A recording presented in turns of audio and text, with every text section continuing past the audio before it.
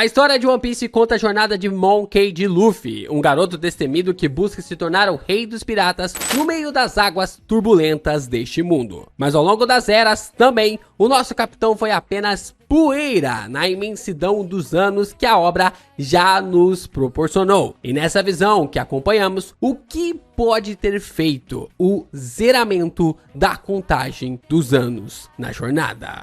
Yo, Geeks, aqui é o LP e vocês estão no canal do Geek Brasil. Fiquem ligados que esse vídeo contém spoilers do mangá de One Piece. Sim, pessoal, vamos então aqui fazer um vídeo bem interessante para explicar a contagem de anos no mangá de One Piece e por que que essa contagem ela foi zerada, por que que os anos em One Piece foram zerados. Tá meio perdido, que assunto é esse, LP? O que que você tá falando? Ficou maluco?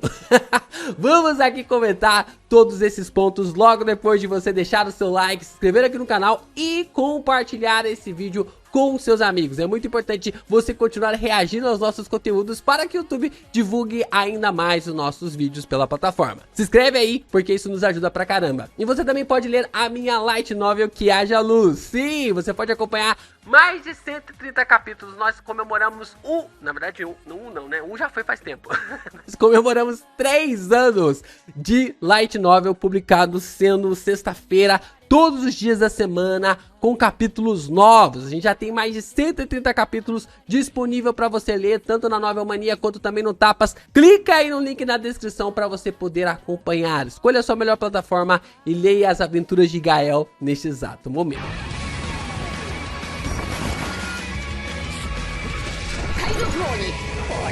Bom, como nós sabemos, no nosso mundo existem milhares de calendários. A gente pode observar que ao longo ali da humanidade, ao longo das eras, ao longo dos anos, nós tivemos vários calendários desde que a humanidade conseguiu observar que quando o Sol ele está no Oriente e vai até o Ocidente, ou a gente consegue ver ali do leste ao oeste, isso forma os dias, que se formam os meses, que se formam ali os anos, quando a gente começa também a ver que a Terra faz a sua própria rotação, a translação em volta ali do Sol. A Terra gira em próprio de si mesmo e também tem ali a Terra girando em volta do próprio Sol. Então a gente pode observar que a humanidade começou a perceber que isso era a contagem do tempo. Tanto ali a gente pode observar vários calendários sendo colocados em prática que são utilizados até mesmo nos dias de hoje. Os calendários ali, o chinês, o judaico, o árabe, os incas, os maias, todos esses tipos de calendários de povos antigos que já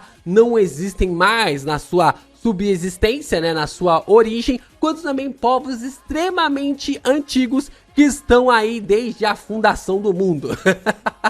A China, os judeus e também a Israel, né, os judeus e também ali o Egito, eles estão aí desde que o mundo é mundo, né, brincadeiras à parte, mas eles estão há tanto tempo aí que não dá nem mais pra saber ali qual que é qual, quem é mais antigo, quem é mais velho, de tão antigo que esses povos são. Mas a maioria dos países segue o calendário grego. A maioria dos países do mundo todo segue o calendário grego e até mesmo esses países que têm os seus próprios calendários, têm os seus próprios anos que a gente pode observar, suas passagens próprias de anos, a maioria também deve seguir o calendário grego porque é o calendário abordado e abrangido para o mundo inteiro. E saber disso é algo tremendamente importante, pois em One Piece nós também temos este mesmo calendário. No mangá de One Piece nós também temos este mesmo calendário.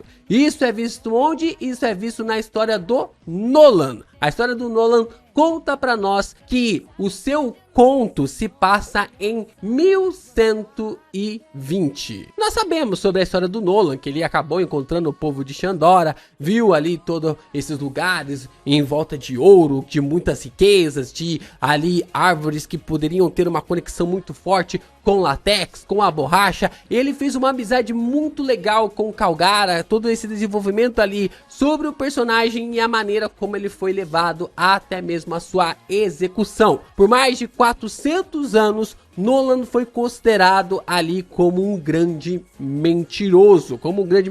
Ele ainda é considerado como um grande mentiroso para o mundo todo, mas mesmo assim o Luffy conseguiu realmente mostrar que ele não era um mentiroso. Então, se nós temos que a história do Nolan se passa em 1120 e que se passa 400 anos, da qual a gente está acompanhando no presente, isso quer dizer que naquela época o mangá de One Piece estava no ano de 1520, 2 anos de time skip, então nós temos o ano de 1522. One Piece atualmente se passa no ano de 1522, para a surpresa de geral, e que se você voltar para ler lá o mangá de One Piece na saga de Skypiea, você vai pegar isso com muito mais clareza. E até mesmo interessante observar que o Shaka, ele acaba dizendo algo bem ali intrigante sobre esse assunto, de que somente daqui 500 anos as pessoas conseguiriam mexer com a tecnologia do Vegapunk, o que dá exatamente no ano de 2022, no ano atual, de que as pessoas só estariam com a cabeça realmente pensante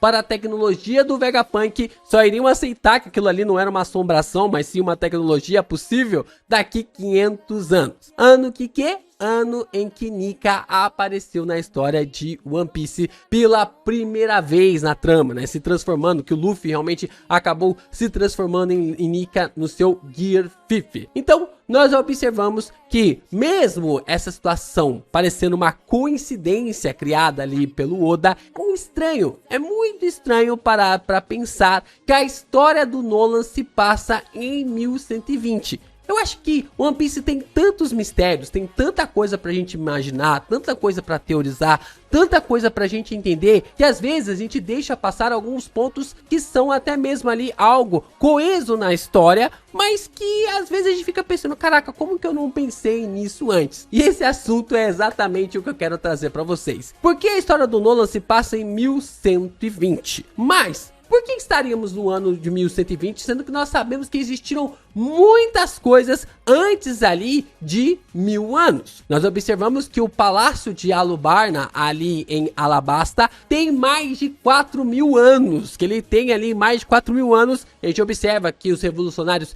queriam explodir o palácio e tudo mais para acabar realmente com o governo ali de Alabasta, e um dos soldados acaba dizendo para nós que existe mais, que o palácio está lá há mais de 4000 anos. E nós também observamos a árvore de Ohara, que supostamente tem mais de 5000 anos. É colocado para nós no One Piece Yellow, ali no guia oficial de One Piece. O guia oficial tem alguns pontos, algumas questões que eles são controversos, então não dá para levar essa informação com toda a certeza, mas o que é falado para nós no guia oficial é que a árvore tem mais de 5000 anos. Se uma árvore tem mais de 5000 anos e nós também temos ali a ideia de que o palácio tem mais de 4000 anos, por que a história do Nolan se passa em 1120? E isso, é claro, nos traz a pergunta, a grande pergunta: o que resetou os anos do mundo de One Piece? Qual foi o feito, qual foi o marco que acabou fazendo com que os anos da história de One Piece fosse resetado, que começasse ali para algo antes e depois? Como nós sabemos, o calendário grego para o nosso mundo foi resetado para antes e depois de Cristo. Quando a gente acompanha ali o nascimento de Jesus, que até mesmo ali a Igreja Católica acabou errando, porque o nascimento é 4 anos antes de Cristo nascer. Ali supostamente teve um erro de cálculo, então automaticamente nós estaremos no ano de 2020. Mas eu acredito que ninguém queira voltar pro ano de 2020 aqui, né?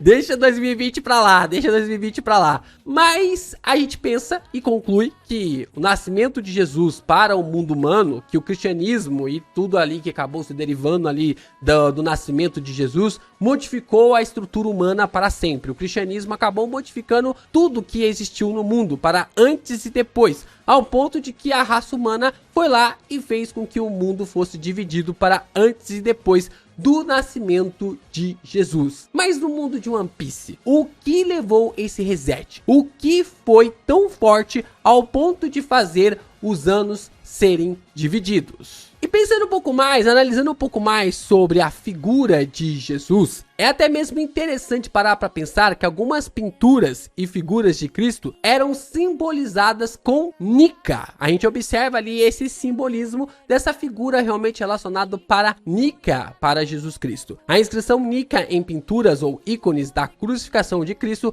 especialmente no contexto da tradição cristã ortodoxa, vem do grego Nika, que significa vence, vencedor ou conquistador. E C, XC são abreviações de Jesus Cristo em grego e transmite a mensagem de que Jesus Cristo vence ou Jesus Cristo é o vencedor. Então, temos aqui um paralelo bem interessante sobre essa forma de resetar o mundo e sobre a criação de algo tremendamente grande que acabou resetando o nosso calendário, mas ao mesmo tempo pode ter tido a mesma colocação para o reset do calendário de One Piece. Então, o que levou o reset, o que levou a zerar os anos ali do mangá, a criação da Red Line. Eu estava conversando ali com o Mangão, com o Evandro ali do Mangaque e, cara, tudo faz sentido se pararmos para pensar que os anos de One Piece foram divididos entre antes e depois, só depois ali da criação da Red Line. A forma como essa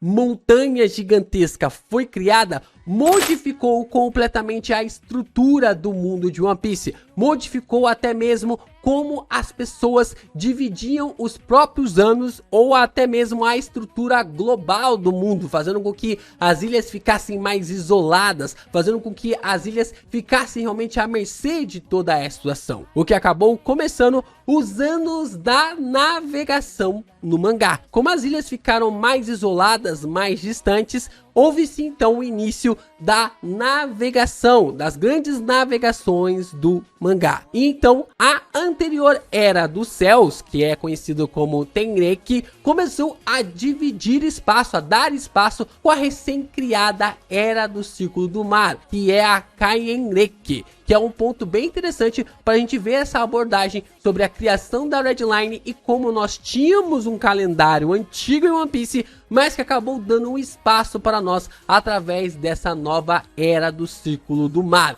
Isso é até mesmo abordada ali através da Robin, quando ela está contando informações falsas para o Crocodile, quando ele descobre o Poneglyph lá em Alabasta. Só que o mais interessante que está realmente nesse ponto de vista é o fato de que talvez não tenha sido Imu que criou a Red Line. Ela já estava lá antes da grande guerra de Joy Boy contra as 20 nações. Supostamente a Red Line já deveria estar no mundo de One Piece quando a guerra entre Joy Boy e as 20 nações aconteceu. Então, quem criou a Red Line? A gente pode esperar que seja o antigo portador do poder de Nika, anteriormente até mesmo a Joy Boy, ou melhor dizendo, o próprio Nika. A figura que criou a Red Line pode ser a pessoa, o ser que dividiu o mundo de One Piece de antes da Red Line para depois da Red Line. Nika teria criado a Red Line para proteger as pessoas das armas ancestrais que foram trazidas ali pelos povos celestiais. A gente pode observar na história de capa do Enel que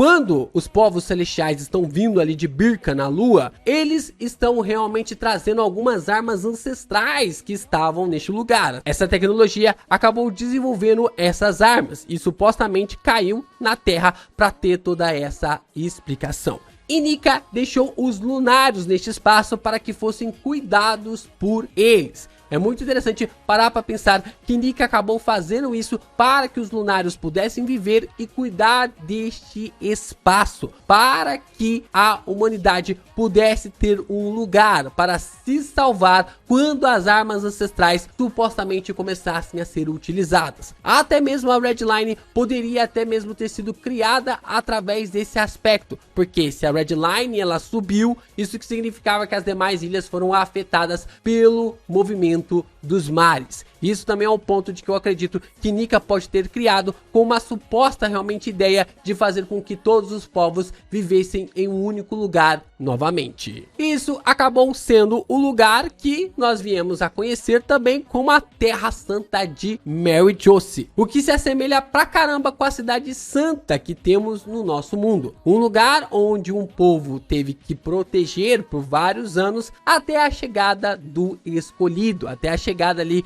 do Messias. E tudo isso pode ser explicado também agora em Elbaf, sem precisar focar diretamente nos segredos do que rolou no século perdido. É muito interessante parar para pensar que o One Piece tem dessas. A gente foca tanto nas coisas do século perdido, do segredo ali do Ji, das coisas que aconteceram durante essa guerra, que às vezes a gente esquece que existia um One Piece antes do século perdido e que muitas informações desse período não estão disponíveis para nós ainda, de que muitas informações deste lugar, dessa situação, não estão disponíveis para nós, e nós não temos essas informações, não porque o século perdido aconteceu, mas porque alguma coisa rolou no século perdido que também apagou as informações anteriores a este período. E Elbaf, juntamente ali com Soul e Robin, podem vir a explicar esse ponto, podem vir a explicar esse momento para nós, sem afetar completamente ali as informações sobre o que aconteceu no século perdido, como supostamente rolou essa guerra e o porquê, o motivo dessa guerra ter rolado entre Joy Boy e as 20 nações. Existem muitos mistérios no mundo de One Piece que às vezes não conseguimos prestar atenção em coisas tão óbvias como o reset da contagem dos anos. Isso, meus amigos, tem feito uma mansão na minha cabeça pelo menos há alguns meses.